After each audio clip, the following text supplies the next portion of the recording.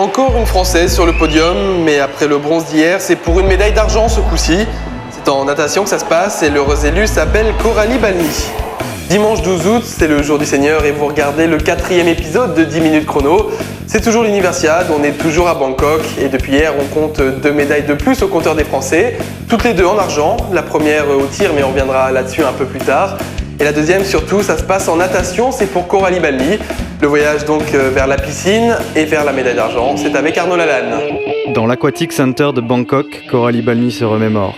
Les entraînements interminables, les journées passées dans la flotte, tous ces efforts pour un instant, un seul, cette finale du 400 mètres de nage libre. Pas question de viser la première place, Federica Pellegrini est hors d'atteinte. L'objectif de Coralie, c'est l'argent.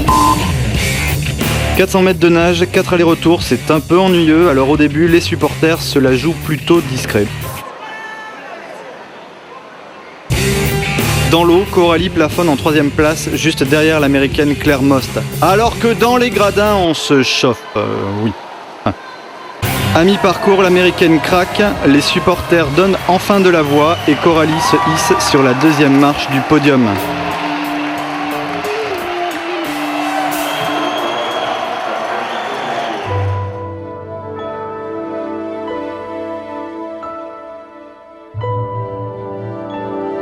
Oui, je sais, c'est cliché. Le petit instant magique est fugace. Mais bon, au ralenti sur des violons, moi j'aime bien.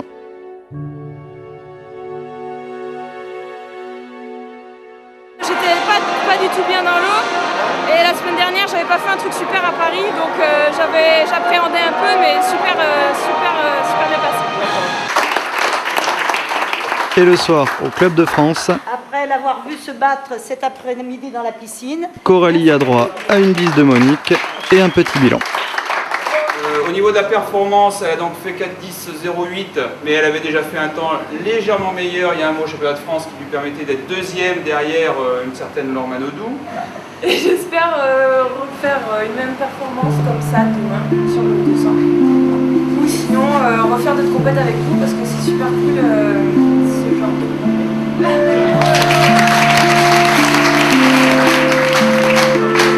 Rien à ajouter, Coralie, c'est la grande classe.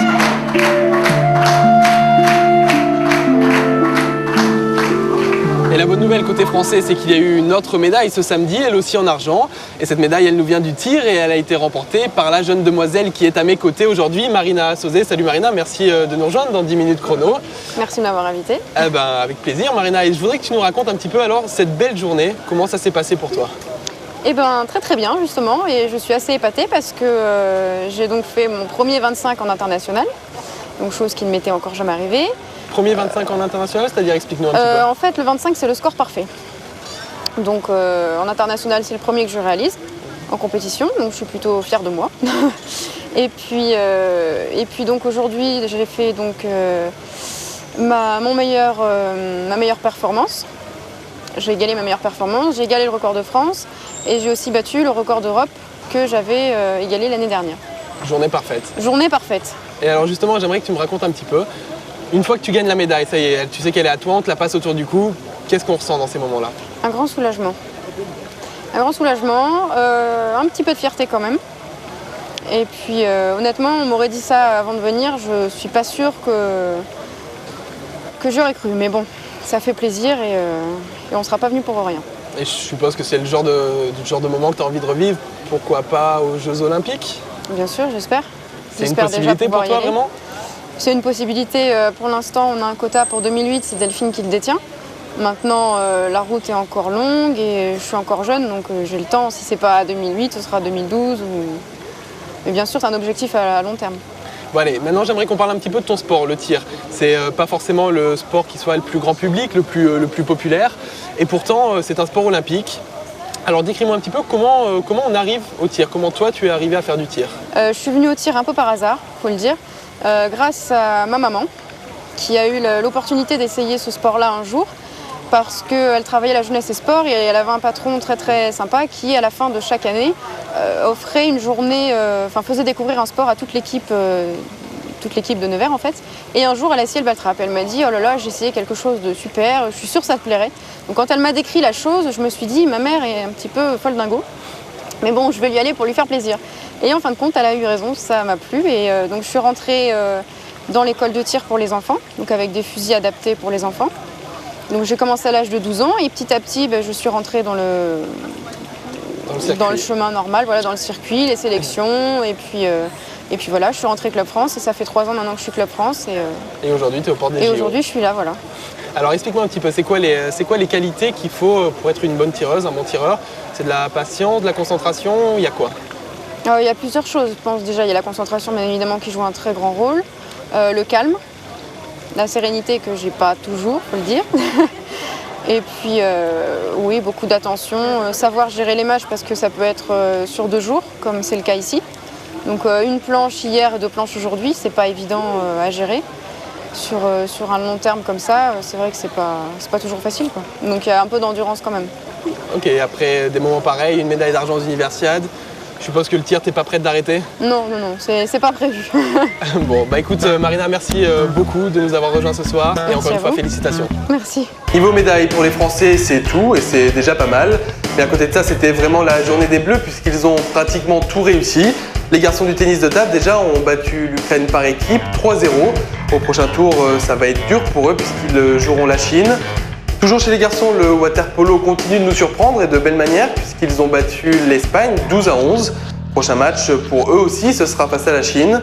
Et enfin, la belle perf des filles du volley qui ont battu sans aucun souci l'Afrique du Sud 3-7-0. Allez, comme tous les jours, on continue de vous emmener à la découverte de la Thaïlande. Et aujourd'hui, Senami Atrokpo s'est intéressé à un aspect bien particulier de Bangkok. Désolé messieurs, mais le sujet de notre reportage n'est pas la bimbo asiatique, mais un thème légèrement plus spirituel, la fête la plus populaire de Thaïlande, Loi Krathong ou lotus flottant en l'honneur de la déesse Phra-Mae Kongka. Ce rituel ancestral a lieu chaque année, la nuit de pleine lune du 12e mois du calendrier lunaire. Il consiste à faire voguer des fleurs de lotus naturelles ou confectionnées à l'aide de végétaux ou papier. Elles sont généralement agrémentées de bougies, mais peuvent également contenir des présents allant de la pièce de monnaie à la mèche de cheveux. Nous allumons des bougies pour honorer la déesse des eaux. Nous implorons ses faveurs pour qu'elle exauce nos souhaits.